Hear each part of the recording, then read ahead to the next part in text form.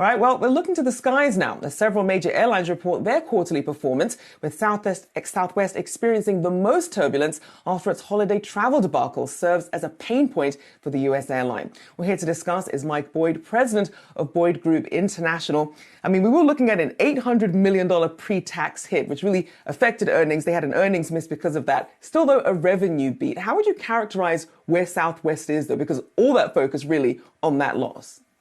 This is the most difficult time they've ever had.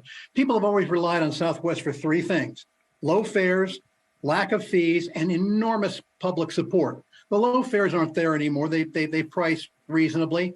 Other airlines have done away with fees, a lot of fees. And now, after what happened over the Christmas, you had millions of people who were really badly hurt. So they can't rely now on the fact that everyone loves us. They've got to pick up from bootstraps and try to rebuild their airline as a going concern for the consumer. And Southwest really does have some of the most loyal fans. I think you compared them to Grateful Dead groupies, but obviously a bad experience can change a lot of that. And we did see President and CEO Bob Jordan recognizing how much they'd let their customers down. And they talked about these cancellations, though, and slower bookings continuing in January and February. They even said in their SEC filing, based on current revenue and cost trends, we currently expect a first quarter 2023 net loss. However, we are encouraged by the current booking trends in March of 2023. Our 2023 plan continues to support solid profits with year-over-year margin expansion for the full year 2023. Would you be as optimistic? Do you think those ripple effects are going to have perhaps gone away by then? I don't know. I really don't. I mean, I love Southwest. Bob Jordan, I think, is doing as good a job as anybody could do. But keep in mind, you had millions of people, millions of families who had their holiday destroyed. Right now today, even with the refunds, having run a refund department at American Airlines, you can't do things normally here. When someone says they lost their deposit on the hotel, Southwest has to make that good. This is not a normal situation, where otherwise they're not going to have anywhere near the loyal support they've had before December. And we're certainly seeing the stock price punished for that. I mean, he did apologize again in that SEC filing. And he also said that they do plan to investigate what happened and really invest in technology as well. What is it going to take then for Southwest to really regain the competitive edge, being that now it is perhaps at a more level playing field with some of these bigger airlines? Well, right now, I mean, the warning is there. They got to fix the one system that caused all this. It's one system at one airline that caused this disaster. It is being addressed. But again, you have people out there that are saying that I didn't see grandma for the last time. I didn't have a good Hanukkah. I did not have a good Christmas. And it's all Southwest's fault. And when I asked for a refund, they only gave my ticket back. Southwest has a lot of work to do to get that back again because they're in a hole right now. And meanwhile, you have American Airlines really touting how well they fared operationally over the holiday season. Strong demand picture, earnings beat, record Q4 and full year as well. How does American Airlines compare? Because we also saw JetBlue with record revenue as well, but it does seem to be a tale of margins.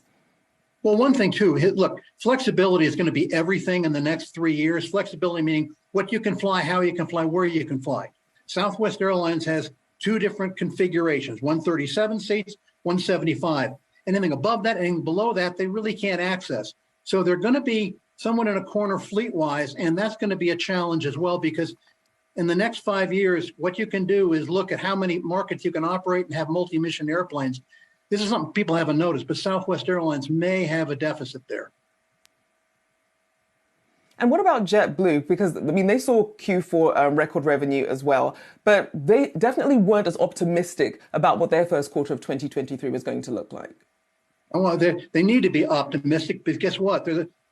Their purchase of Spirit was not a merger. They bought assets. They're the one airline today if that purchase goes through, they're going to have airplanes, new airplanes, and they're going to have pilots. Other airlines are going to look for others because they bought the assets really of Spirit, and they're going to be the best postured airline over the next 3 to 4 years to grow. And I'm looking forward to seeing how well they grow because it's going to be huge. And how do you see the perhaps market share changing as we look at this industry and we look at some of the changes and investments these major airlines are making? Well, the big issue we have to realize is the new world. I mean, 4 years ago, you had 8 million people back and forth between China and the U.S. That's down to 100,000 or 200,000. Now it's going to stay there. So you have to be able to move very flexibly. And if you move flexibly, that means you have to have a fleet to do that. So I would say you're looking at airlines like American, Delta, United. These are all very well managed airlines, and same thing with Alaska. So I'm thinking that the shares are going to stay the same because airlines now are only going to fly what they want to fly. They're not chasing economics anymore. They're making the economics.